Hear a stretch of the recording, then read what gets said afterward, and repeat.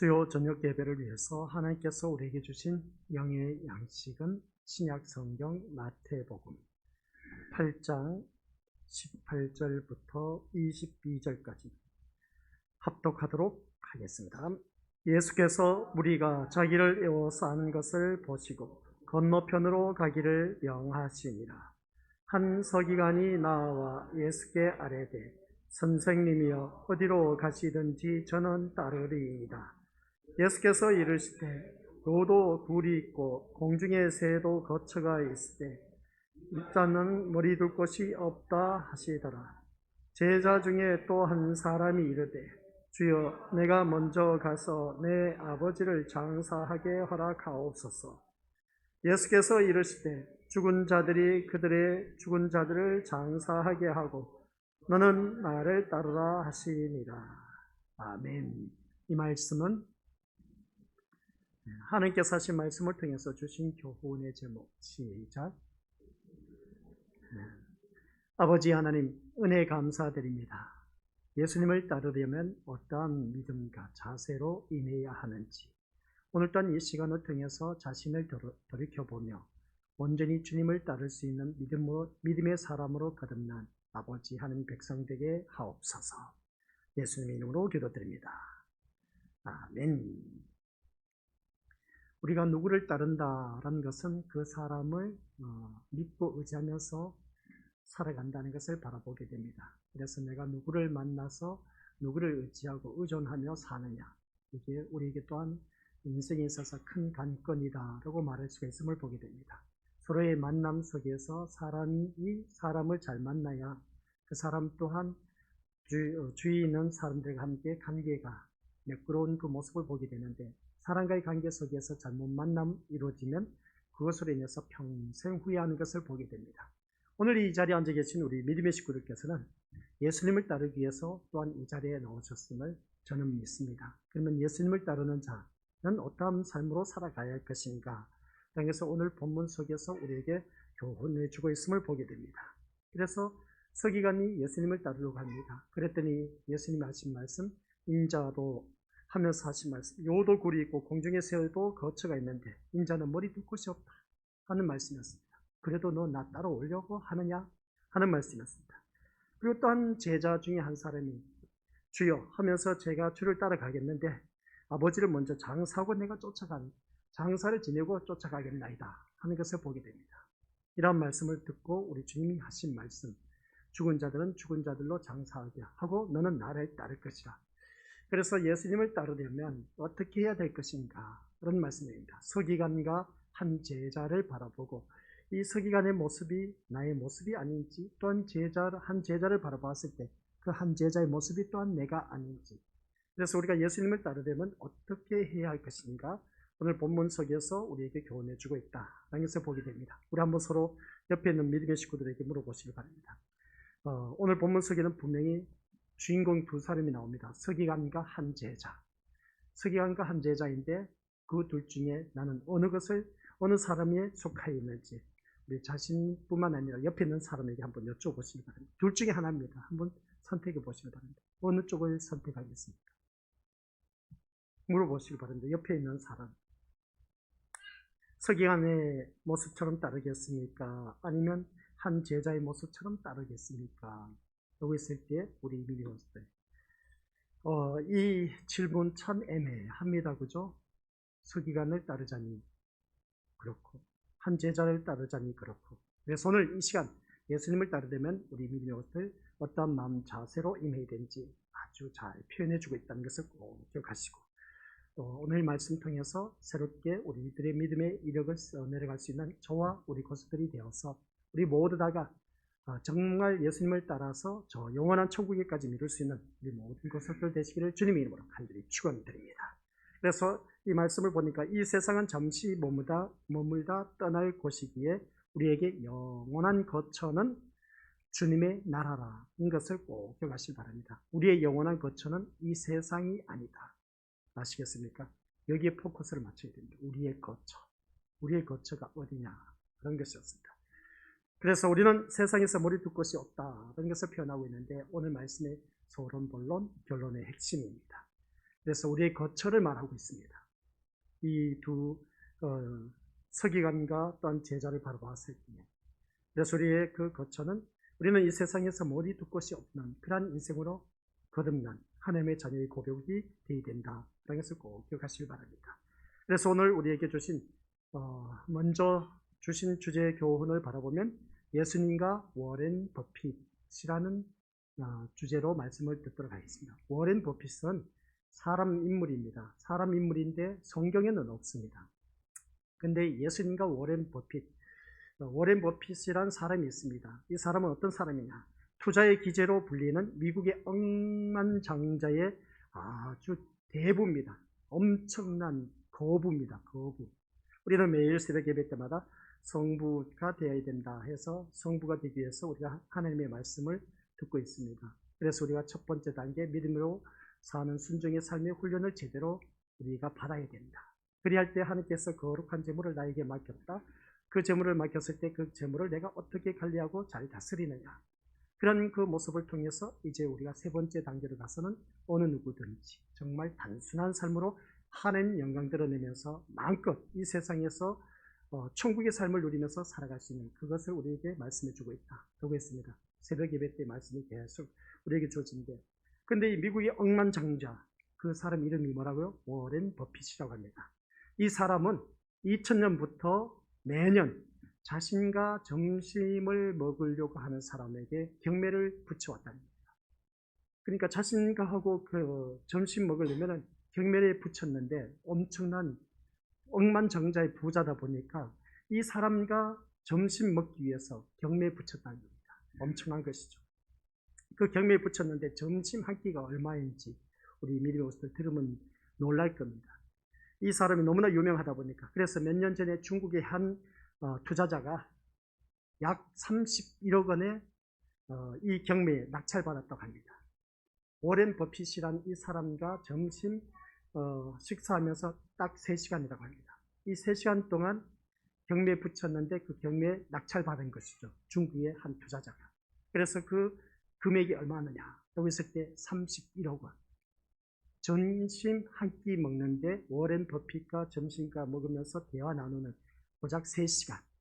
3시간을 얻기 위해서 경매에 낙찰을 받았다는 겁니다. 31억 원에. 참 사람들 미쳤다고 할 겁니다. 근데 워렌 버핏이라는 사람과 3시간 동안 같이 점심 식사를 할 수 있는 권리를 따기 위해서 31억 원을 사용한다. 물론 같이 밥만 먹는 것이 아니라 대화를 하면서 자신이 궁금한 것을 질문하기도 하고 조언도 받을 수 있음을 보게 됩니다. 결국 중국인 투자자는 이 워렌 버핏과 3시간 대화할 수 있는 시간을 얻기 위해서 31억을 투자한 것이다 라는 겁니다. 점심 한 끼에 31억을 투자한다. 우리는 31억, 고작 1억도 제대로 만지지 못하는데, 근데 31억을 투자해서 이 워렌 버핏이라는 사람과 함께 식사를 하면서 이런저런 이야기를 나눌 수 있는 기회를 가졌다는 겁니다. 우리 같았으면 어떻게 하겠느냐라는 것입니다. 저 같았으면 돈이 있다고 해도 워렌 버핏을 만나기 위해서 그런 엄청난 투자는 나는 하지 않겠다라는 것입니다. 돈이 있다고 해서 모든 사람이 워렌 버핏이라는 사람과 3시간을 점심하기 위해서 그만한 돈을 하지 않는다는 것이죠. 미친 짓이라고 할 수가 있음을 보게 됩니다. 오직 워렌 버핏이라는 사람을 만나 그를 알게 되고 그와 3시간 대화하는 것이 돈으로 따질 수 없는 가치 있는 이름을 아는 사람만이 31억을 투자할 수가 있다는 말씀입니다. 그러니까 워렌 버핏과 만나서 이야기할 수 있고 정심할 수 있다는 그 자체가 그만큼 31억을 투자해도 가치가 있기 때문에 그가 2000년도부터 워렌 버핏과의 그 점심을 먹기 위해서 모든 사람이 경매에 들어갔다는 것이죠. 그런데 그 중에 한 사람, 중국의 한 사람이 낙찰받았는데 31억을 낙찰받았다는 것입니다. 이런 모습을 바라봤을 때 우리가 그 워렌 버핏이라는 사람을 만나서 그를 알게 되고 3시간 동안 대화하는 것으로 돈을 따질 수 없는 가치 있는 이름을 아는 사람만이 31억을 투자할 수 있다고 했는데, 즉 중국 투자자인 워렌 버핏이라는 사람의 그 가치를 알았던 것을 보게 된 겁니다. 그러면 제가 이 말씀을 드리고자 한 이유가 무엇일까? 저는 이야기를 접하면서 자연히 우리 미디어 식구들에게 질문을 던져봅니다. 예수님은 나에게 얼마나 가치 있는 분으로 여겨지고 있느냐라는 말씀입니다. 세상의 사람은 투자의 기재라고 해서 어떻습니까? 그 유명한 미국의 워렌 버핏을 만나기 위해서 31억을 투자하는 사람이 있는데, 그러면 우리는 예수님은 나에게 얼마나 가치 있는 분으로 우리가 여겨지고 있느냐라는 말씀입니다. 이것을 한번 우리가 생각해 보자는 것이죠. 예수님께 우리가 워렌 버핏과 비교를 했을 때 어느 정도의 가치가 되느냐는 것이죠. 그래서 예수님과 함께하고 예수님의 말씀을 듣는다는 것이 나에게는 얼마나 가치 있는 일로 여기고 있는가를 생각해 보자는 것이죠. 예수님의 말씀도 나에게는 내 생존 문제나 내 자식 그리고 또한 가족보다 가치 없는 분이었다는 것을 우리가 깨닫게 되는 것이죠. 그런데 지금까지 우리가 예수님의 말씀을 전해온 것이 부끄러운 일이지만, 그럼에도 불구하고 한 가지 사실 때문에 저는 설교를 포기할 수 없었던 것을 보게 됩니다. 그것은 목사 자신을 증거하고 자신을 위해 설교하는 것이 아니라 예수님을 증거하기 위해서 설교한다는 사실입니다. 그 하나만 바라보고 오늘날까지는 저도 또한 목회를 하면서 설교하여 왔던 것이죠. 누구를 증거하기 위해서? 예수님을 증거하기 위해서.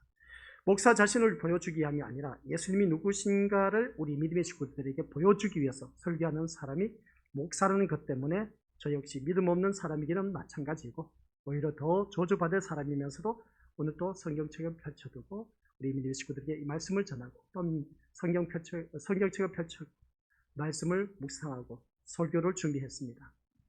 이런 그 모습을 볼 때 우리 여러분 자신에게도 한번 물어보시길 바랍니다.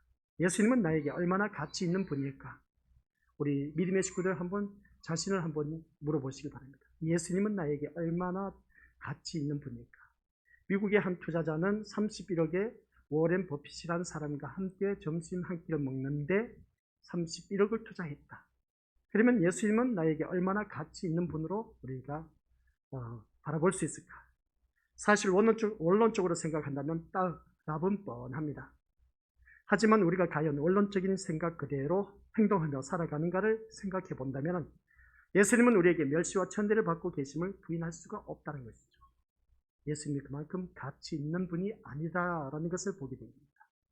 중국인 투자는 워렌 버핏의 말 한마디가 자신에게는 엄청난 돈이 된다고 생각했을 것입니다. 실제로 그 사람은 워렌 버핏의 말 한마디가 우리 엄청난 그 대화를 통해서 투자의 세계를 제대로 보고 이해하게 될 것이라고 기대했다고 합니다. 그만큼 그는 그 워렌 버핏과의 그 대화 속에서 많은 것을 얻었다는 것이죠. 그래서 31억 원의 투자의 가치를 얻어냈다고 합니다. 그래서 투자의 세계를 제대로 보고 이해할 수 있다면 그것은 곧 투자에 있어서 실패를 줄일 수 있음을 의미하는 것이고, 그것이야말로 엄청난 돈을 의미하는 것이 아닐 수 없다는 것을 보게 됩니다. 그래서 이 사람은 워렌 버핏과 대화할 수 있는 권리를 얻기 위해서 31억을 쏟아부은 것이다 라는 것이었습니다. 이것은 워렌 버핏의 그 가치를 알지 못하는 사람에게는 도무지 이해할 수 없는 일이라고 할 수 있음을 보게 됩니다. 그런데 우리에게 예수님과의 만남, 이 예수님의 말씀을 듣는 것은 얼마나 가치 있는 일이냐라는 것이었습니다. 워렌 버핏의 말이 돈이 된다는 것은 바라볼 때 우리 예수님의 말씀은 우리에게 뭐가 되겠습니까? 워렌 버핏의 말은 그 말 한마디가 엄청난 돈이 된다면, 그러면 예수님의 말씀 한마디는 우리에게 뭐가 되냐는 것이죠. 그렇죠. 생명이 되는 겁니다. 돈과 생명, 우리 믿음으로들 어떻게 하겠냐는 것입니다.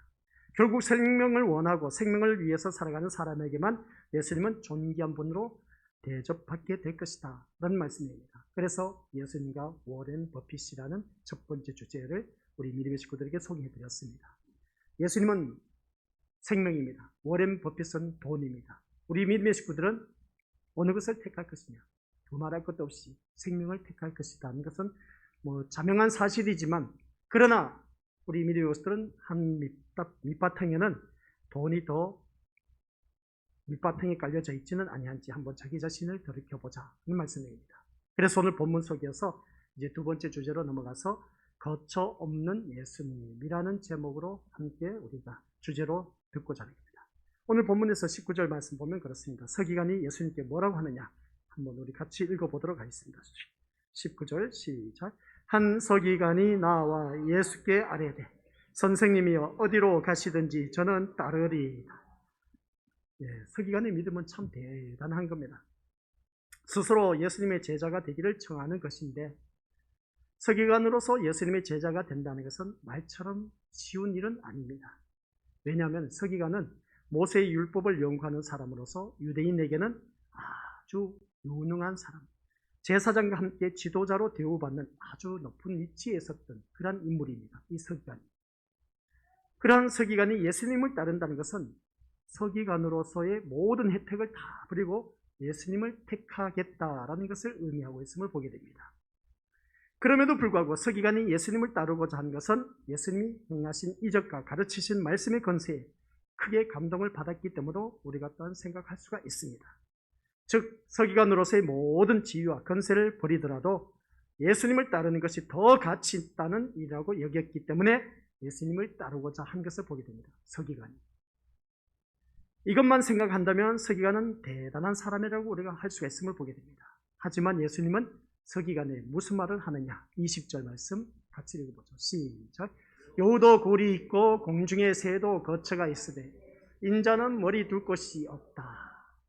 이 말씀을 우리가 지금까지 많이 들어왔습니다. 여우도 굴이 있고 공중의 새도 거처가 있는데 인자는 머리 둘 곳이 없다. 이 말씀을 우리가 아직도 제대로 풀어지지 아니하신 분들이 있음을 보게 됩니다. 그런데 오늘 이 시간 우리 믿음의 모습을 기억하시기 바랍니다. 인자는 머리 둘 곳이 없다라는 말씀은 도대체 무슨 말씀입니까? 그래서 서기관과 같은 사람이 예수님의 제자가 되어서 예수님을 따른다면 앞으로의 그 예수님의 일에 많은 도움이 될 수도 있으니까 쌍수를 들어서도 그 서기관을 환영해야 하는데 마치 예수님을 따르고자 하는 것을 거부하는 것과 같은 말씀을 하신 것은 도대체 무엇 때문일까? 라는 것이었습니다. 서기관의 위치는 그 당시에 대단한 인물이었습니다.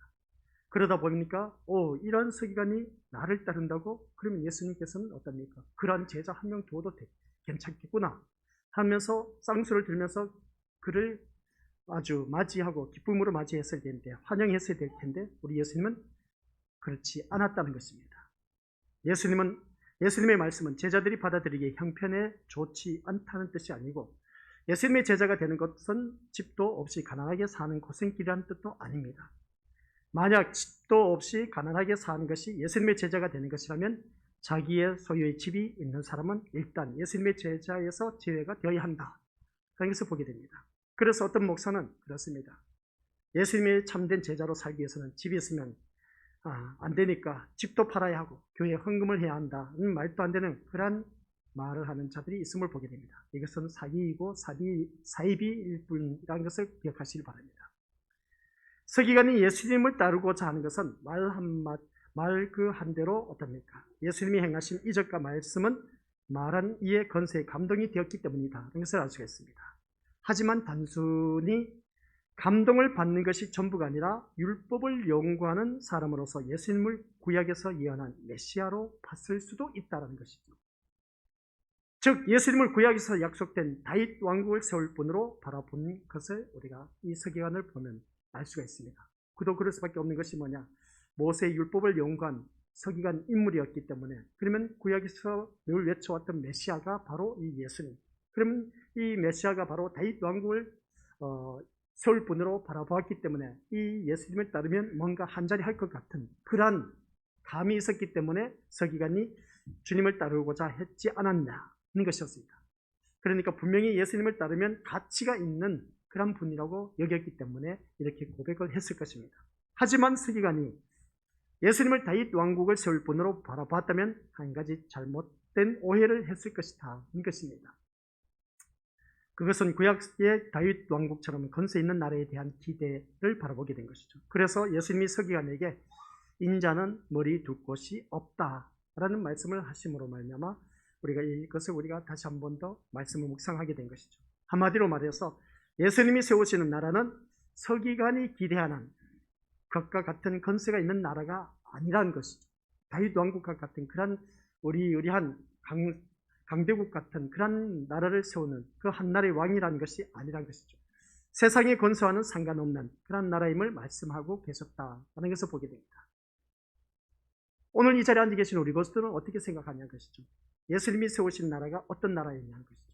예수님이 세우신 나라, 다윗 왕국과 같은 이 세상 나라가 아니었다는 것입니다. 그래서 많은 유대인들이 한결같이 메시아가 우리에게 기다려지는 메시아가 다윗 왕국과 같은 그러한 권세 있는 사람, 그래서 로마 정권의 억압을 받은 것에서 우리를 자유케 해줄 수 있는, 그 포로에서 자유케 할 수 있는 그러한 우리 예수 그리스도 메시아를 기다리고 있었다는 것을 보게 됩니다. 그런데 유대인들이 원했던 메시아가 아니란 것이죠. 예수님이 원하시는 그 유대인들이 원하는 나라와 예수님이 말씀하는 나라는 엄청난 차이가 있다는 것입니다.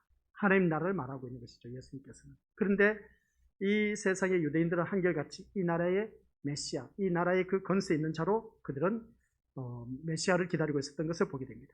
마치 모세의 지도자처럼, 그리고 다윗 왕의 그 모습처럼 그런 그 모습을 보게 됩니다. 그러니까 자기 백성의 대표자로 오셔서 고난과 핍박을 받으시고, 오늘 우리 예수님께서 말씀하신 그 나라는 다른 것이 아니라 고난과 핍박, 이것을 받으시고 십자가에 못 박혀 죽으시고 부활하심으로 말미암아 사망의 권세를 이기신 나라는 그 말씀입니다.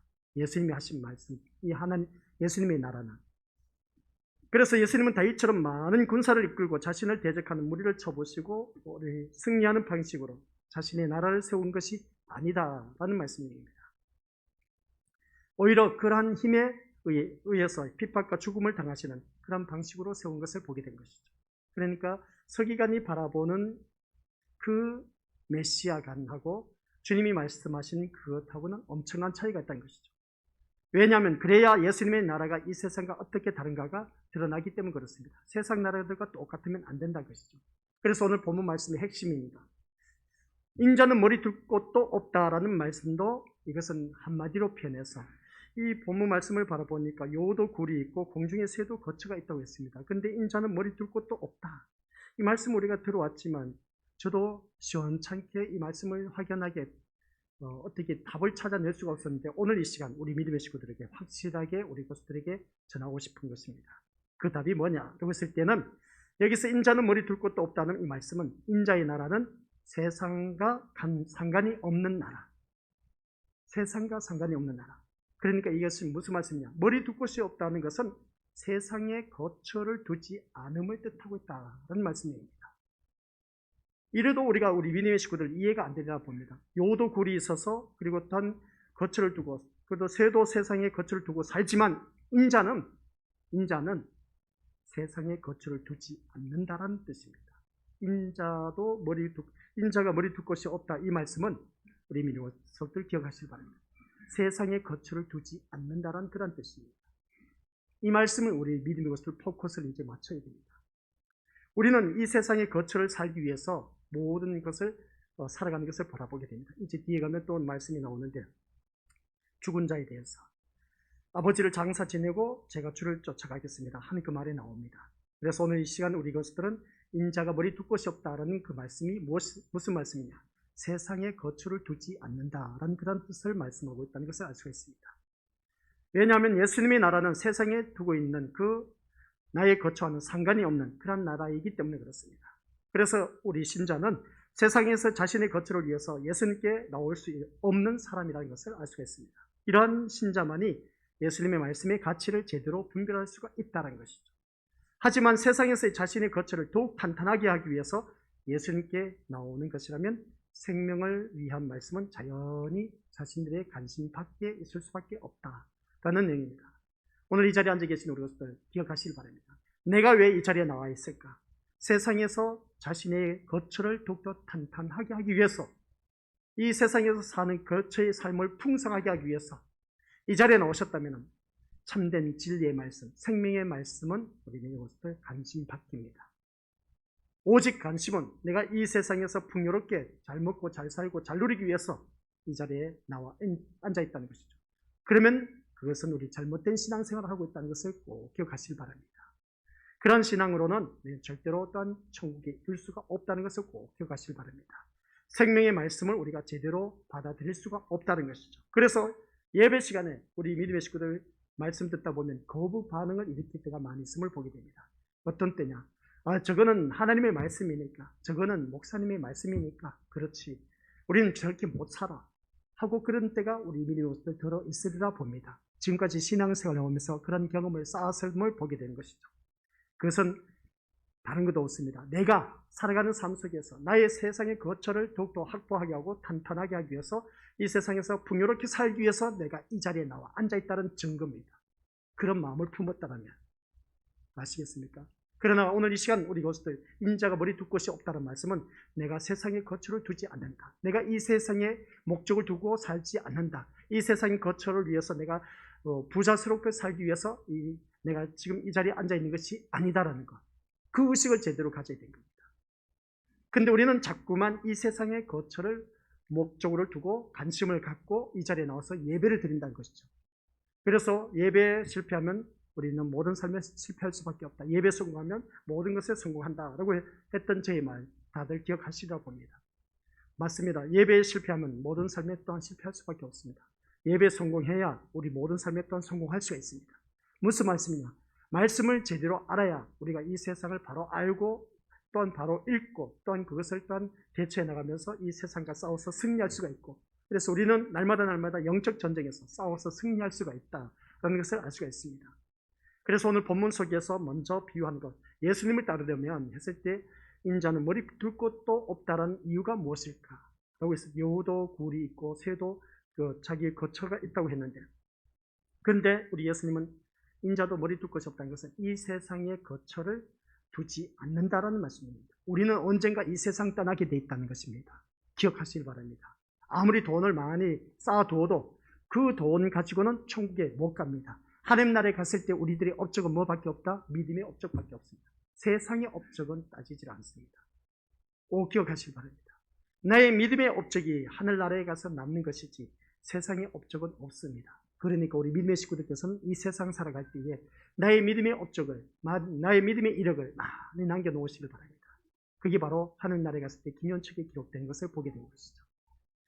이런 말씀을 들으면서 오늘 우리 믿음의 것들, 그래서 우리는 세상에서 자신의 거처를 위해서 예수님께 나올 수 없는 사람인 것을 알게 되고, 또한 이러한 자신자만이 예수님의 말씀의 가치를 제대로 우리가 분별할 수가 있다는 겁니다.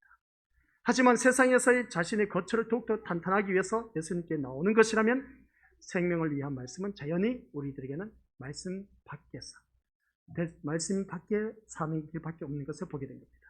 그래서 우리 오늘 이 시간을 통해서 우리 믿음의 것들, 거처 없는 예수님, 인자는 머리 둘 곳이 없다라고 했을 때 우리 것들 기억하시기 바랍니다. 세상에 거처를 두지 않는다. 이 말은 세상에 내 삶의 목적을 두지 않는다. 우리의 거처는 영원한 하나님 나라에 있다는 것을 예수님께서 이 말씀을 통해서 우리에게 교훈해주고 있다는 것. 그래서 우리가 살아가는 모든 삶 속에서 보면 정말 세상 일을 위해서 엄청난 시간을 투자하면서 지금까지 살아왔습니다. 먹고 살기 위해서 쇠가 빠지게 돈을 벌어왔습니다. 그런 그 모습을 바라봤을 때 결론은 남는 것이 뭐냐? 아무것도 없습니다. 다 놓고 가야 할 우리들의 인생이라는 것이죠. 그러면 우리는 어디에 가치를 둬야 되냐? 세상의 거처에 우리가 가치를 둘 것이 아니라 영원한 것에 가치를 두어야 된다.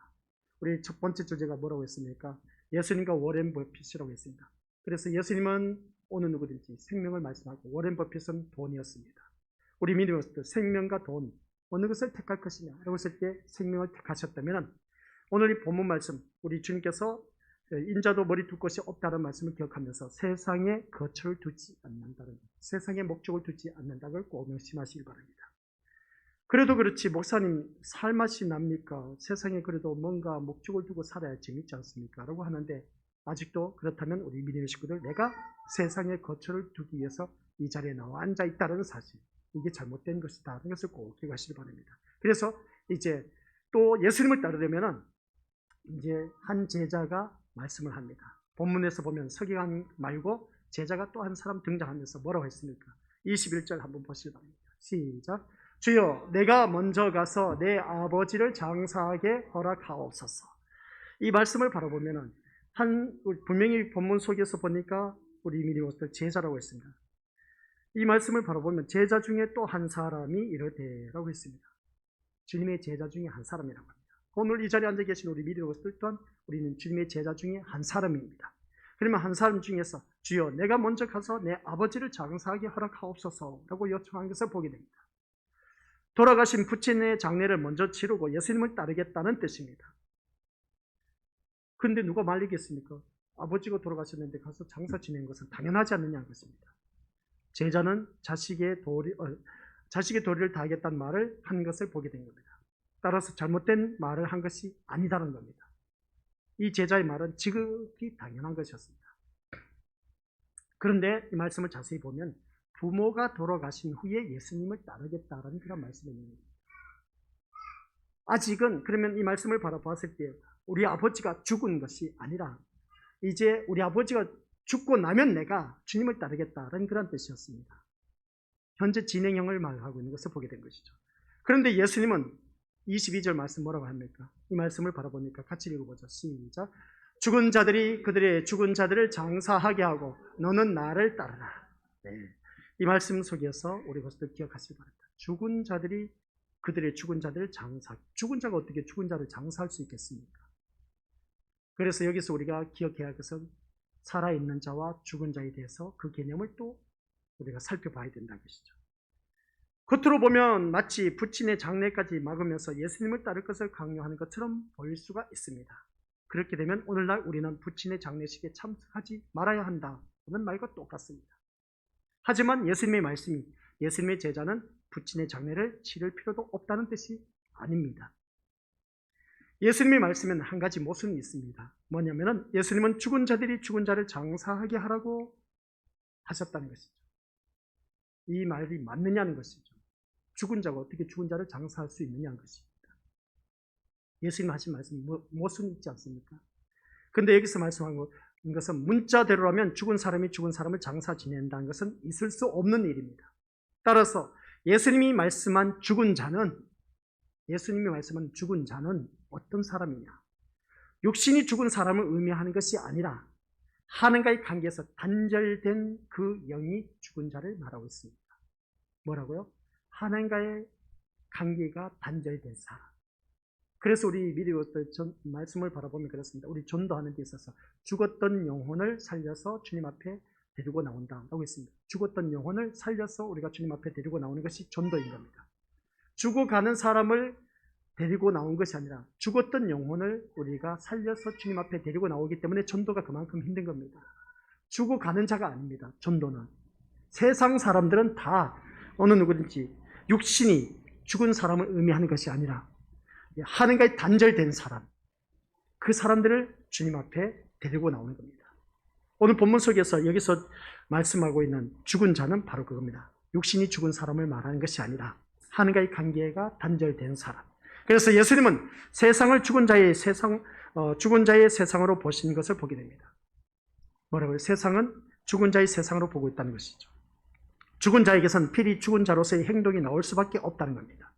그러니까 이 하나님과 단절된 사람은 당연하게 그들만의 특이한 행동이 있을 수밖에 되겠습니까? 그러다 보니까 오늘 이 자리에 나오신 분들은 한결같이 하나님과의 관계 속에 있기 때문에 내가 이 자리에 나와 있다는 거예요. 그러면 이 말씀을 이 자리에 나오지 못한 사람은 하나님과의 관계에서 단절된 사람들, 그렇게 우리가 표현할 수 있습니다. 이 자리에 앉아 계신 우리 것들은 그래도 어느 누구든지 생명을 찾아 주님 앞에 나온 그 모습을 보게 된 것이죠. 오늘 이 자리에 앉아 계신 우리 것들 또 기억하시기 바랍니다. 오늘 더욱더 우리가 기억해야 할 것이 뭐냐면 결국 썩어질 자신의 육체의 모든 것임을 두고 오직 육체를 위해서 살아가고 있는 그러한 자들, 그게 바로 하나님과의 관계가 단절된 상태이다. 이것을 보게 됩니다. 영혼이 사는 문제에 대해서는 관심이 없다는 것이죠. 그러다 보니까 이 자리에 나올 수가 없다는 것입니다. 그러나 영혼에 관한 문제에 대해서 관심이 있기 때문에 오늘 이 자리에 우리 믿음의 식구들은 나오셨다는 겁니다. 다만 육신이 세상의 것으로 치장되고 그래서 다른 죽은 자들로부터 부러움을 사고 그들을 위해서 힘 있는 자로 살아가는 것을 인생의 성공으로 바라보며 살 뿐인 겁니다. 남들보다 잘 먹고 잘 살고 잘 누리고 출세하고 좋은 간직에 있고 높은 자리에 이르게 되고 그리고 또 하는 사업 잘 되고 하는 것은 세상 사람들이 바라보는 것, 누구든지 한결같은 이것을 인생의 성공으로 생각하고 있습니다. 근데 우리 주님이 그러한 자를 바라봤을 때는 죽은 자로 바라보고 있다는 말씀입니다. 예수님을 따르겠다는 것은 이러한 죽은 자의 세계, 그러니까 소망이 없는 세계와의 단절을 의미하고 있다는 말씀입니다. 우리 오늘 이 자리에 앉아 계신 우리 것들, 예수님을 따르겠다는 것은 뭐라고요? 소망 없는 세계와 단절을 한다. 소망 없는 세계, 오늘 이 세상을 말하고 있습니다. 이 세상이 소망이 없는 세상입니까? 우리 것들 얼마나 소망이 넘치는데, 육신적으로 바라보면 돈만 있으면 살만한 세상인데 왜 소망이 없는 세상이라고 말할 수 있을까? 바로 그겁니다. 우리가 예수님을 따르겠다는 것은 이러한 죽은 자의 세계, 소망이 없는 이 세계와 단절을 의미하는데, 그런데 우리 이 세상에 소망을 두고 있는 믿음의 식구들, 이 설교를 들으면 거부 반응을 일으킬 수밖에 없을 겁니다. 그래도 세상에 소망이 있지 않습니까? 그래서 이 세상의 소망을 갖고 우리가 좀 더 나은 세상 꾸며가기 위해서 좀 더 나은 세상을 살기 위해서 열심히 돈을 벌지 않습니까? 그리고 어떤 자녀들 교육을 시키고 공부를 시키지 않습니까? 사업을 하지 않습니까? 열심히 돈을 벌지 않습니까? 쇠가 빠지게 표현을 자주 하지 않습니까? 우리가 돈을 벌지 않습니까? 그 이유는 뭐겠습니까? 세상에 소망을 두고 있기 때문에 남들보다 그래도 남부럽지 않게 잘 살기 위해서 그렇게 우리가 살고 있지 않냐는 것이죠.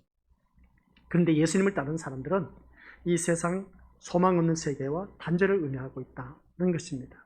그러면 세상에 소망을 갖지 말란 말인가? 네, 그렇게 사시길 바랍니다. 그게 바로 예수님을 따르는 삶의 모습인 겁니다. 죽은 자들이 사는 것처럼, 그러니까 무슨 말씀이냐? 하나님을 모르는 자들처럼 살지 않겠다는 것입니다. 주님을 따른다는 것은. 하나님을 모르는 자들이 오늘날 부지기수로 많이 있습니다. 그래서 오늘 이 자리에 앉아 계신 우리 믿음의 식구들은 하나님을 알기 때문에 이 자리에 나와 앉아 있다는 것입니다. 그러면 하나님을 아는 자답게 내가 얼마만큼 예수님을 따르고 있느냐 것이죠. 그러면 이 말씀을 듣고 보니까 우리 믿음의 것도 한번 생각해 보시기 바랍니다. 내가 세상에 목적을 두고 살아가고 있지는 아니한지, 내가 또한 세상에 복을 받기 위해서 이 자리에 나와 앉아 있지는 아니한지, 또한 세상에 출세하기 위해서 하는 사업 잘 되게 하기 위해서 이 자리에 나와 앉아 있다면 우리 믿음의 것도 한결같이 이 세상에 소망을 두고 이 자리에 나와 앉아 있다는 사실, 하나님의 말씀과 완전히 별개의 관계이다. 그런 걸 꼭 기억하시기 바랍니다. 내 몸은 이 자리에 나와 앉아 있지만은 하나님 말씀 안에서 사는 자가 아니다라는 것입니다. 그런데 대부분 우리가 그렇게 속아 넘어왔습니다. 하지만 누가 과연 죽은 자의 세계와 단절을 위해서 예수님을 따르겠느냐는 것이죠. 쉽게 표현해서 소망 없는 세계와 단절을 하라고 하는데 왜 우리가 이 세상에 소망 없는 세계를 말하고 있습니까? 이 세상은 어차피 우리가 떠나야 할 인생들입니다. 잠시 잠깐 머물 이 세상, 나그네 인생입니다. 우리들은. 그리고 우리들은 영원한 본향집을 향해 가고 있다는 것이죠. 그럼 우리는 있는 대로 그냥 되는 대로 살아란 말이냐? 아니요. 그것 또한 그런 말은 아닙니다. 그래서 우리는 이러한 삶을 살면서 세계와 이런 그 죽은 자의 세계와 단절을 위해서 예수님을 따른다는 것은 도대체 예수님을 따르기가 참 버거운 일들이 너무나 많이 있음을 보게 됩니다. 앞으로 내가 할 일이 너무나 많은데, 그러면 좋습니다. 우리 믿음의 것들 할 일이 많다면은 그 할 일이 많은 것이 그 할 일이 뭐냐는 것이죠. 내가 하나님의 자녀라는 것 다들 잘 알고 계시죠. 그럼 하나님의 자녀로서 할 일과 내가 이 세상에서 아직도 앞으로 할 일이 많은데 라고 했을 때 할 일이 많은 게 뭡니까? 우리 믿음의 것들 세상에서 뭔가 내가 바라보고 있지 않느냐는 것이죠. 자기만을 위한 뭔가를 바라보고 있는 것, 소망을 두고 있는 것을 보게 됩니다. 이러한 자는 예수님을 따른다고 말할 수가 없다는 것입니다. 그들은 바로 이 세상을 죽은 자의 세상으로 바라보는 눈이 있는 그런 자가 되어야 되는데 그런 눈이 되지 못하고 있다 보니까 이 세상을 죽은 자의 세상으로 바라볼 수 있어야 우리가 이 세상에서 벗어나지 않는 것이 곧 멸망임을 알 것이기 때문에 그렇습니다. 이런 자에게 희망은 자연히 예수님일 수밖에 없습니다. 그래서 우리에게 나의 기쁨, 나의 소망이 되신 예수 그리스도, 그분만이 바라보는 예수님 한 분만으로 만족하며 행복할 줄 아는 그런 자가 되어야 된다는 것을 다시 한 번 더 깨달아야 되는 겁니다. 그래서 예수님만이 자신을 죽은 자의 세계에서 구출하실 수 있는 분임을 알아야 된다는 것이죠. 예수님이 가장 존귀한 분으로 자리하게 되고 예수님의 말씀을 듣는 것 또한 자신에게 가장 유익한 시간으로 여겨지게 되는 것. 오늘 서문에서 우리가 다들 알고 있는 것처럼 워렌 버핏, 그 사람은 정말 대화 한 시간 하기 위해서는 경매에 붙인답니다. 점심시간. 근데 중국의 한 사람이 31억 원을 투자했다는 겁니다. 그 사람은 돈을 위해서 투자했지만 우리는 예수님 그 생명을 위해서 우리가 주님 앞에 나와야 된다는 겁니다. 가치를 어디에 두느냐가 참 중요한 것을 보게 된 것이죠. 그래서 오늘 이 말씀 드리면서 우리 기억하시길 바랍니다. 죽은 자들로 죽은 자를 장사하게 하라는 것은 죽은 자의 일과 살아있는 자의 일을 분별할 줄 알아야 된다라는 것입니다. 오늘 본문 속에서 분명히 말씀하고 있습니다. 22절 우리 다 같이 다시 한번 읽어보도록 하겠습니다. 시작. 예수께서 이르시되 죽은 자들이 그들의 죽은 자들을 장사하게 하고 너는 나를 따르라 하시니라. 아멘. 이것은 주님이 하신 말씀이었습니다. 죽은 자들이 그들의 죽은 자들을 장사하게 하고 라고 했을 때 그러면 죽은 자의 일은 무엇이고 살아있는 자의 일은 무엇이냐는 겁니다. 이걸 잘 아셔야 되죠. 오늘 말씀이 가장 중요한 겁니다. 예수님을 따르려면 내가 죽은 자의 일을 하고 있느냐 아니면 살아있는 자의 일을 하고 있느냐, 이것을 오늘 제대로 알아야 됩니다.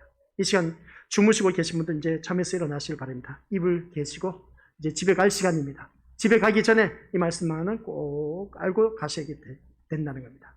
볼펜 갖고 있는 분들은 성경책 옆에다 적어 놓으시길 바랍니다. 죽은 자의 일과 살아있는 자의 일이 있다. 그러면 죽은 자의 일은 뭐라고요?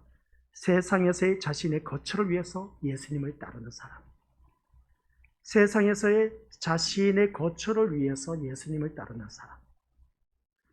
쉽게 표현하면 세상 목적을 두고 예수님을 따르는 사람. 세상에서의 자신의 거처를 위해서, 그러니까 이 말씀 뭐겠습니까? 세상에서 잘 먹고 잘 살기 위해서, 이 세상의 거처를 위해서 예수님을 따른다. 예수님을 따르면 그래도 뭔가 복을 받아 누릴 수 있겠지 하는 것. 이게 바로 죽은 자의 일입니다. 오늘 우리가 믿음 생활하면서 이러한 일들이 너무나 많이 있습니다. 죽은 자의 일을 지금까지 신앙생활 해오면서 하여 왔다는 겁니다. 세상에서의 그 자신의 거처를 위해서, 이것은 뭡니까? 세상의 자신의 거처를 위한 것은 세상에서 잘 먹고 잘 살고 잘 누리고 출세하고 또 뭐든지 형통한 삶을 누리기 위해서, 풍성한 삶을 누리기 위해서 예수님을 따라왔지 않았냐는 겁니다. 이게 바로 죽은 자의 일이라는 겁니다. 우리는 죽은 자의 일을 하면 안 됩니다. 살아있는 자의 일을 해야 됩니다. 그러면 살아있는 자의 일은 뭐냐? 자신이 죽은 자임을 알고 예수님만이 나의 생명이 된다는 사실을 믿고 예수님을 따르는 것입니다. 더 쉽게 표현하면 세상에서의 자기 거처가 관심이 아니라 자신의 거처를 예수님 안에 두고 있는 사람. 이 사람이 살아있는 자의 일입니다. 세상에서의 자신의 거처를 두는 사람하고 예수님 안에 자기의 거처를 두는 사람. 이 차이점입니다. 어디에 거처를 두느냐가 중요한 것이죠. 우리가 신앙생활 지금까지 잘 해왔습니다. 한결같이 세상에서의 자신의 거처를 위해서 예수님을 믿어왔습니다. 예수님 한번 믿어서 부자 돼보자. 예수님 잘 믿으면 우리는 부자 된다. 그런 식이었지 않느냐는 것입니다. 예수 믿으면 복 받는다. 다들 그렇게 말했지 않습니까? 그 복이라는 개념이 뭐겠습니까? 세상 복을 말하고 있었지 않았냐는 겁니다. 그러한 자들, 바로 이거 죽은 자의 일이었음을 보게 됩니다. 그러나 살아있는 자의 일은 뭐냐? 자신의 거처를 예수님 안에 두고 있는 사람. 예수님 안에 두고 있는 사람은 뭡니까? 예수님과의 관계에 있는 것. 예수님 말씀 안에 있는 사람. 예수님 말씀대로 순종하는 사람. 곧 자신에게 생명이라는 믿음으로 나오는 사람임을 바로 보게 됩니다. 이겁니다. 우리 믿음으로들. 죽은 자의 일과 살아있는 자의 일. 내가 어디에 거처를 두느냐가 참 중요합니다. 세상에 내 포커스를 맞추고 믿음 생활을 해왔다면, 세상에서 우리가 출세하기 위해서 잘 먹고 잘 살고 잘 누리기 위해서 내가 예수님을 믿어왔다면 이것은 죽은 자의 일이다. 명심하시길 바랍니다. 아셨죠? 그러나 살아있는 자의 일은 그것이 아니라 예수님 안에 내 거처를 두는 사람. 예수님 안에 내 거처를 두는 사람은 말씀 안에 내 거처를 두는 사람. 오늘 그러면 말씀 이제 두 가지 드러납니다. 예수님을 따르려면 첫 번째, 오늘 믿음의 식구들, 인자는 머리 둘 곳이 없다. 그 말씀이 뭐겠습니까? 인자는 세상에 거처를 둘 곳이 없다는 것. 세상에 내가 목적을 두지 않는다는 겁니다. 그게 첫 번째 예를 든 겁니다. 두 번째는 우리 믿음들 장사 지내는 겁니다. 죽은 자는 죽은 자로 장사를 지내고 너는 나를 따르고 했을 때 죽은 자의 일과 살아있는 자의 일이 있다. 그러면 죽은 자의 일은 뭐라고요? 우리 믿음들 세상에 거처를 두는 사람. 그 사람이 바로 어느 누구든지 예수님 믿어서 한몫 잡아보겠다. 그런 뜻을 갖고 교회에 나오신 분들이 오늘날도 아직도 부지기수로 많다는 겁니다. 예수님을 믿어서 내 자녀 출세하게 한다. 예수님을 믿어서 우리 자녀들 또한 잘 먹고 잘 살게 하고 사업 형통하게 하기 위해서 이 자리에 나와 앉아있다는 것. 오늘날 강대상에서 이렇게 외치는 목회자들이 부지기수로 많다는 걸 기억하시길 바랍니다. 그것은 죽은 자의 일을 외치고 있다는 겁니다. 살아있는 자의 말씀을 외쳐야 되는데, 예수님 안에 거처를 두는 그런 삶을 외쳐야 되는데, 자꾸만 교회 나오면 복 받는다. 그 복 받는 개념을 세상에 포커스를 맞추고 있으니까 몰릴 수밖에 돼 있겠습니까? 많은 사람들이. 우리는 그게 아닌 겁니다. 죽은 자의 일을 하지 마시고, 우리 지금까지 신앙생활 진짜 솔직히 떼놓고 이야기하면 그러지 않느냐는 것이죠. 내가 그래도 세상에서 잘 먹고 잘 살고 잘 누리고 건강하게 살기 위해서, 편안하게 살기 위해서, 풍성하게 살기 위해서, 예수님 믿어서 그렇게 살기 위해서 우리가 세상에 거처를 두고 목적을 갖고 이 자리에 나와서 우리가 지금까지 신앙생활을 해왔던 것, 이게 잘못된 일, 죽은 자의 일을 해왔다는 겁니다. 이제는 우리들의 신앙을 새롭게 써 내려가시기 바랍니다. 살아있는 자의 일을 하시기 바랍니다. 예수님 안에 내 모든 것을 두라는 것이죠. 말씀 안에 내 모든 것을 두라는 겁니다. 그래서 예수님은 우리의 연약함을 담당하시기 위해서 오셨다고 했습니다. 이런 예수님을 환영하고 존귀하게 여길 사람은 자신의 연약함을 아는 사람밖에 없습니다. 저주 아래에 있고 또한 저주에서 벗어날 힘도 없어서 영원한 멸망에 들어갈 수밖에 없는 연약한 자신의 실상을 깨닫는다면 자신의 그 연약함을 대신 담당하기 위해서 예수님이 오셨다는 소식은 복음이 아닐 수가 없다는 것이죠. 이게 바로 기쁜 소식인 겁니다. 나의 연약함을 담당하기 위해서. 그래서 자신의 연약함을 담당하실 예수님으로 바라보게 되는 것. 이게 우리에게는 참 중요하다는 걸 꼭 명심하시길 바랍니다. 그래서 우리의 연약함을 담당하기 위해서 우리의 베드로의 장모 10병에 나와 있지 않습니까? 그죠? 베드로의 장모가 10병에 알았습니다. 예수님이 직접 찾아갔습니다. 근데 그 앞에 사건이 뭐였습니까? 백부장의 하인 중풍병 걸린 것. 그리고 또 나병 환자가 있었습니다. 근데 나병 환자도 그렇고 중풍병에 걸린 백부장의 그 하인, 예수님을 찾아왔지만, 그러나 예수님은 베드로의 장모 10병 직접 우리 주님이 찾아가셨습니다. 연약함을 담당하시기 위해서 우리 그러한 연약한 자를 찾아가셔서 고쳐주신 것을 보게 됩니다. 그러면 거기서 10병의 포커스를 맞춰야 된다. 그 10병이 뭐였습니까? 10병을 앓고 있으면 사람은 백발백중 누구든지 헛소리를 많이 합니다. 헛소리하는 그 모습을 볼 때 오늘날 교회를 다니면서 헛소리하는 사람들이 부지기수로 많다는 것이죠. 그 헛소리가 뭐겠습니까? 한결같이 이 세상 포커스를 두고 이 세상 거처를 두고 이 세상 목적을 두고 이 세상 소망을 두고 외쳤던 우리들의 기도의 제목들, 그 모든 것들이 헛소리에 불과한, 열병을 앓으면서 헛소리에 불과한 그런 기도의 제목이었다 하는 것이었습니다. 우리가 그렇게 지금까지 신앙생활에 오면서 기도해왔지 않느냐는 것이죠. 그런 기도를 해왔던 우리들은 오늘 이 시간 우리 것들 세상의 거처의 목적을 둘 것이 아니라 이제는 우리의 기도가 이제 바뀌어야 된다는 것이죠. 생명 안에, 말씀 안에서 기도를 하라는 것이죠. 그래서 말씀을 가지고 기도할 때 내가 이 말씀대로 살지 못한 것, 오늘날 팬데믹 현상에 빠져있는 이 코로나가 누구 때문이냐? 교회에 다니는 우리들 때문이라는 걸 우리가 통감을 하면서 회개하면서 우리가 더욱더 부르짖어야 된 겁니다. 제사장의 역할을 제대로 감당하지 못해서 이 코로나 팬데믹 현상이 일어났다는 사실, 그것을 우리가 통감을 갖고 우리가 회개를 해야 됩니다. 주위에서 일어난 모든 환경 여건들이 왜 일어날까? 좋지 못한 일들이 일어날 때마다 그것은 우리 이것들, 내가 믿는 하나님의 자녀로서 하나님 앞에 바로 서지 못해서 이런 일들이 일어났다는 것을 통감을 갖고 가슴을 치면서 회개하는 그 심령, 그게 바로 하나님께서 원하시는 기도입니다. 제발 우리 하나님께서 우리 자녀 잘 되게 해달라고, 사업 잘 되게 해달라고, 건강하게 해달라고, 이것은 다 헛소리에 불과한 기도. 베드로의 장모 10병에 걸려서 헛소리하는 것과 똑같은 거라는 말씀입니다. 우린 그런 기도하지 말자는 것이죠. 그러면 우리 자녀들을 위해서 어떻게 기도하란 말이냐? 그것은 우리 믿음으로부터 지혜로운 기도를 해야 되죠. 내 자녀가 이 세상에 보내주신 하나님의 자녀인데, 하나님의 선물인데, 이 하나님의 선물 아버지 하나님 제가 어떻게 잘 관리해야 되겠습니까? 이 자녀가 하나님 보시기에 정말 아름다운 믿음의 모습으로 성숙성장해야 되는데 제가 어떻게 이 아이를 가르칠 수 있을까? 지혜를 주시옵소서. 이 자녀를 통해서 하나님의 선하신 목적이 무엇인지, 하나님께서 이 세상에 보내주신 이유가 무엇인지 물어보면서, 그래서 하나님 앞에 간구하는 것이죠. 그래서 그 자녀가 하나님 영광 드러내는 그런 삶으로 살아가기 위해서 우리가 기도할 줄 아는, 그게 바로 생명 있는 기도. 아시겠습니까? 그래서 오늘 본문 말씀, 살아있는 자의 기도, 그걸 말하고 있음을 알 수가 있습니다. 오늘 말씀 잘 기억하시면서 오늘 다시 한 번 더 자기 자신을 들여다볼 수 있는 자들이 되어야 된다. 그래서 우리는 어느 누구든지 자신의 거처에는 관심을 두는 것이 아니라 세상의 거처가 아무리 탄탄하다고 해도 그것으로 저주에서 벗어날 수 없음을 우리가 기억해야 되는 겁니다. 세상이 먹고 살만하고 세상 것 부러울 것 없이 누가 뭐라 해도 탄탄한 그런 모든 것을 구축했다 할지라도 우리 믿음들 그것은 저주에서 벗어날 수 없음을 기억하시기 바랍니다. 그래서 이 세상을 죽은 자의 세상, 저주의 세상으로 바라보는 그들만이 예수님에게 마음을 둘 수가 있다는 것. 우리의 거처는 이 세상이 아니라 하늘에 있다는 것을 꼭 명심하시기 바랍니다.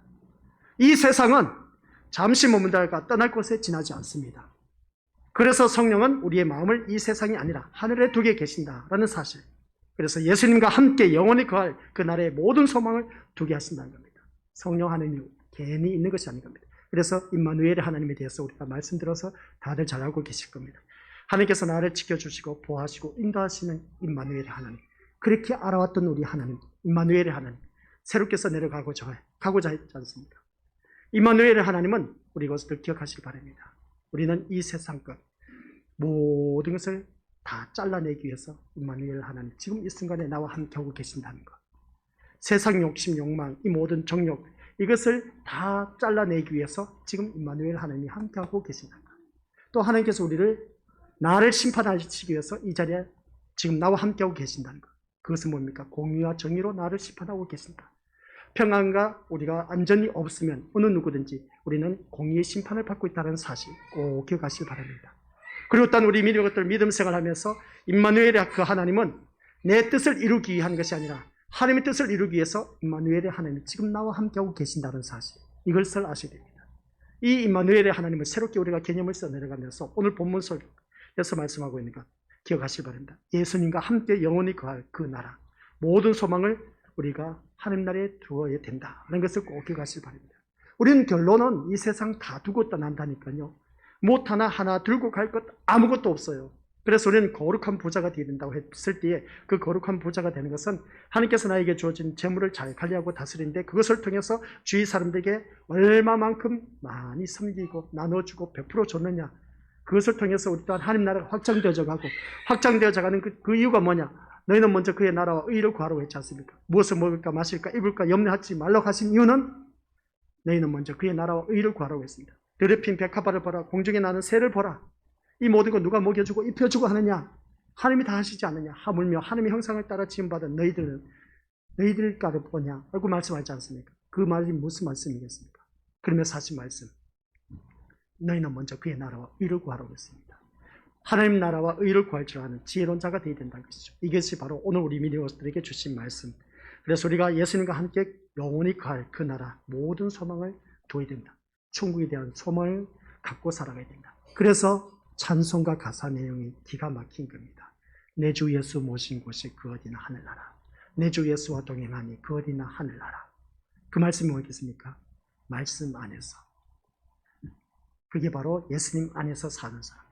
세상에서 거쳐두는 것이 아니라 우리 믿음들 이 말씀을 통해서 달리 한번 자기 자신을 써내려가야 되는 겁니다. 예수님 안에 두고 있는 사람이 바로 우리 어느 누구든지 살아있는 자의 일이라는 것을 기억하시고, 그러면 이 말씀을 빌립보서 4장 19절 말씀 다들 잘 알고 계시지 않습니까? 나의 하나님이 그리스도 예수 안에서 이게 살아있는 자의 일입니다. 그러면 그러한 자에게 어떻게 해주신다? 그리스도 예수 안에서 영광 가운데 그 풍성한 대로 너희 모든 쓸 것을 채워주시느니라. 이 말씀이 뭐겠습니까? 내가 예수님 안에서 사는 그 자체가 하나님의 영광입니다. 그러다 보니까 너희 필요한 모든 것을 풍성하게 채워주시는 역사가 이 세상에 필요한 모든 것을 채워주신다. 그래서 우리는 거룩한 부자가 되어야 된다. 거룩한 부자가 되기 위해서 2단계 정직의 삶을 살아야 된다. 마지막 단계에서는 단순한 삶을 말하고 있습니다. 그 단순한 삶 속에서 내 주 예수 모신 곳이 그 어디나 하늘나라, 내가 가는 곳곳마다 하늘나라가 되어서 내딛는 발걸음 모든 그 발걸음이 다 하나님 나라가 되어서 마음껏 천국 삶을 누릴 수가 있도록 하나님께서 펼쳐주신다는 겁니다. 그것을 새벽 예배 시간 때 말씀으로 펼쳐준다는 것이죠. 그래서 이 새벽 예배 시간 꼭 나오시기 바랍니다. 거룩한 부자가 되어서 우리 믿는 것들 날마다 주님과 함께 천국의 삶을 살아야 된다는 걸 꼭 기억하시기 바랍니다. 그래서 오늘 말씀은 여기까지입니다. 예수님을 따른다는 것. 오늘 두 가지 예를 들었습니다. 두 가지 예는 요도 굴이 있고 새도 거처가 있는데 인자는 머리 둘 곳이 없다. 그 말씀 뭐라고요? 인자도 머리 둘 곳이 없다는 것은 세상에 거처를 두지 않는다. 이 말은 달리 표현하면 세상의 목적, 세상의 소망을 두지 않는다. 아시겠습니까? 주여, 내가 주를 따르겠는데 장사하고, 우리 아버지 돌아가셨는데 장사하고 따르겠나이다. 아니다. 죽은 자는 죽은 자로 일을 어떻습니까? 그 일을 하게 하고 너는 나를 따르고 했습니다. 죽은 자의 일이 뭐라고요? 우리 것들 세상에 거처를 두고 있는 사람. 그러면서 예수님을 따르고 있는 사람. 그래서 예수님을 믿어서 내가 한몫 잡아서 잘 먹고 잘 살아보겠다, 출세하겠다. 그러한 자는 백발백중 우리 민족들 죽은 자의 일을 하고 있다는 것. 그런 믿음은 천국 못 가요. 살아있는 자의 일을 해야 됩니다. 살아있는 자의 일은 우리 민족들 말씀 들어서 다들 잘 알고 계신 것처럼 오직 우리가 자신의 것처럼 예수님 안에 두는 사람, 말씀 안에 두는 사람, 그 사람이 바로 살아있는 자의 일을 하고 있고 예수님과의 관계 속에서 우리는 천국에 이를 수가 있다는 것 꼭 기억하시기를 바라고, 그래서 오늘 말씀 예수님을 따르려면 세상의 소망을 두지 말라. 두 번째, 말씀 안에서 살아가는 핵심입니다. 결론입니다. 세상 목적 두지 말라. 인자의 머리 둘 것도 없다는 것은 세상 목적 두지 말라 합니다. 그 다음 두 번째, 여기서 말씀하고 있는 것, 죽은 자는 죽은 자를 따라 했을 때 여기서는 말씀 안에서 살아가라는 것이죠. 그게 바로 살아있는 자의 일이다. 이 두 가지를 말하고 있다는 것을 꼭 기억하면서 우리 믿음의 것들 예수님을 따르는 멋진 제자들이 되어서 내 주 예수 모신 곳이 그 어디나 하늘나라가 되는 복된 삶을 누리시기를 주님의 이름으로 간절히 축원드립니다. 아버지 하나님 은혜 감사드립니다. 오늘 말씀 결론은 우리 세상 목적을 두고 살 것이 아니고 말씀 안에서 사는 자만이 살아있는 자의 일이라는 것을 말씀을 통해서 깨달았습니다. 지금까지 우리는 죽은 자의 일을 너무나 많이 해왔습니다. 예수님 잘못을 세상에서 축복받고 형통하고 출세하고 잘되고 남들보다 풍성한 삶을 누린다. 예수님 이름으로 한몫 잡아서 멋지게 살아보겠다는 것. 이게 바로 죽은 자의 일이라는 것을 다시 한 번 더 깨닫게 하옵소서. 그러나 살아있는 자의 일은 내가 말씀 안에서 살 때 그러한 모든 것은 덤으로 다 주신다고 했습니다. 무엇을 먹을까 입을까 마실까 염려하지 말라고 했습니다. 이 모든 것 너희에게 있어야 할 줄 우리 주님이 다 아신다고 하였습니다. 우리는 먼저 그의 나라와 의를 구하는 것밖에 없다고 했습니다. 천국에 대한 소망을 갖고 있는 것을 볼 때, 또한 우리가 예수님 안에서 사는 자들은 살아있는 자의 일이라고 했을 때 우리가 이 세상 살아갈 때 필요한 모든 걸 풍성하게 채워주신다고 하였습니다. 이 말씀을 믿고 의지하며 하나님의 말씀 그대로 성취된다는 것을 기억하며 오늘 또한 나에게 주어진 모든 삶 예수님 안에서 살아가는 아버지 하는 백성 되게 하옵소서. 예수님의 이름으로 기도드립니다. 아멘.